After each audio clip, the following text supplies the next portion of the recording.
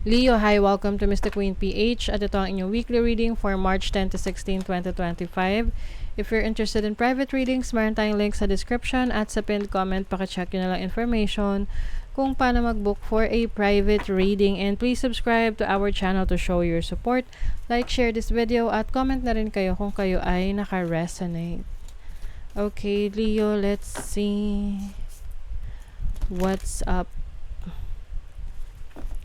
Energy ninyo ngayong week. Inspiration. Wow. So you are inspired or you have this inspiration for a new project, a new career, a new job. Parang na-inspire ka sa isang bagay na gusto mong simulan. Na nakikita mo sa iba. Example, na-inspire ka, gusto mong mag-start ng YouTube channel, gusto mong magnegosyo, gusto mong sumubok ng bagong career. Oh, you are also letting go of the things that are no longer serving you.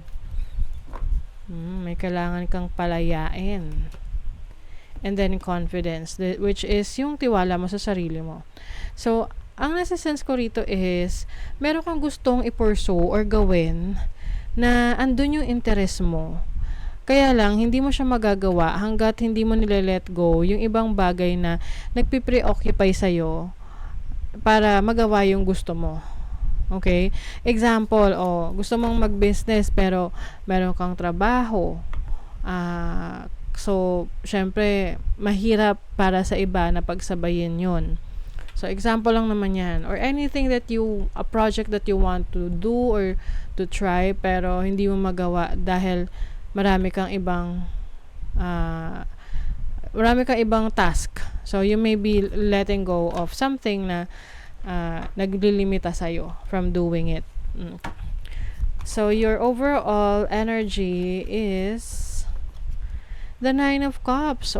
Happiness, fulfillment, wish fulfillment talk. So, kung meron kang wish na gustong-gusto mo talagang ma-achieve, so maaring ma-achieve mo to. In what area of life to? Para sa iba sa inyo, this is about your learning. This is also short distance travel or anything related rin sa kapatid, no? Kung meron kang wish para sa kapatid mo, so this is going to happen. And then your challenge is the 2 of Cups. So some of you merong challenging situation sa isang partnership, whether this is a romantic relationship or business partnership or someone who is close to you.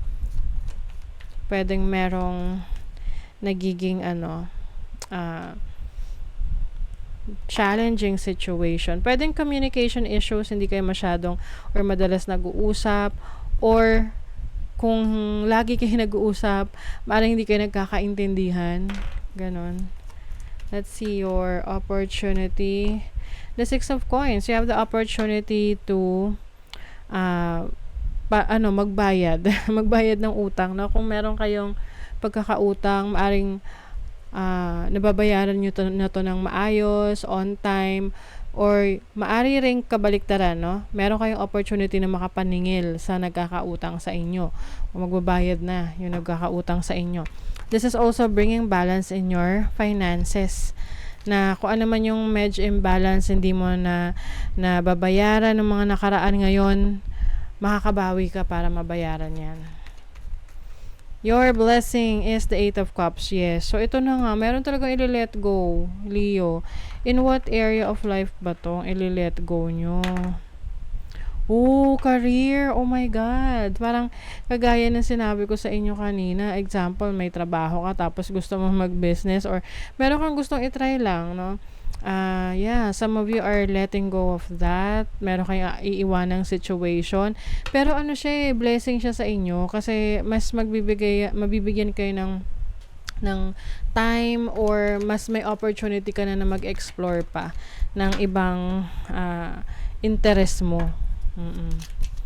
Let's see what else, Leo. Stars. This is about, alam nyo, Leo, meron talaga kayong wish na matutupad. Yes. Kasi, ayan may star na naman dito. In starlight, dreams come true. May pangarap. Pangarap or wish na matutupad.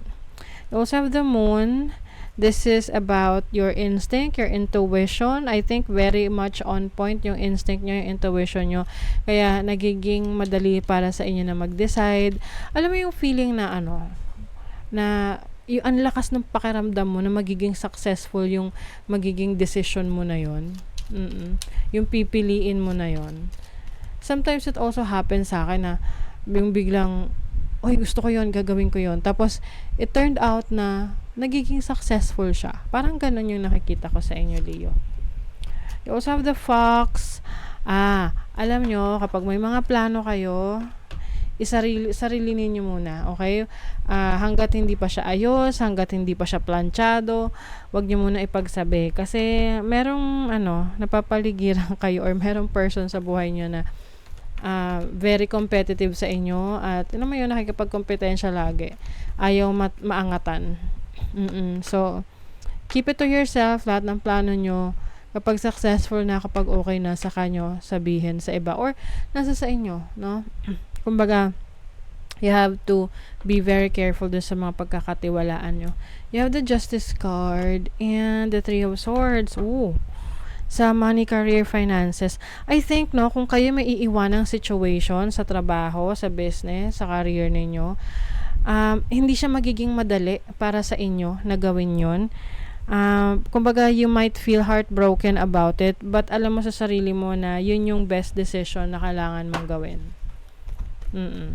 Kasi talagang gusto mo lang na may magbago sa trabaho mo, sa career mo, sa finances mo.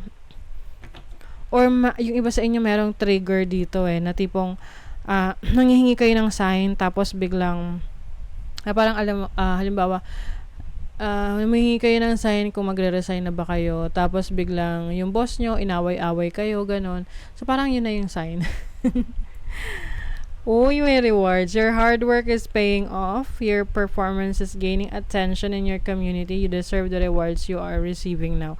So, you will be rewarded dun sa mga in-effortan mo, trinabaho mo, mga bagay na pinurso mo, or magte-take action ka, you will be rewarded to that, no? Kung meron kang ginawang effort. So, sa love life, oh my God, yung iba sa inyo ang iiwanang situation, relationship because of a cheating incident. The Tower, 7 of Swords pa talaga, cheating, lying, 8 of Cups. Nako, Leo, yung iba lang naman, okay? Kung okay naman kayo ng partner mo, walang problema, hindi para sa yung reading. But for some of you, meron kayong iwanang situation.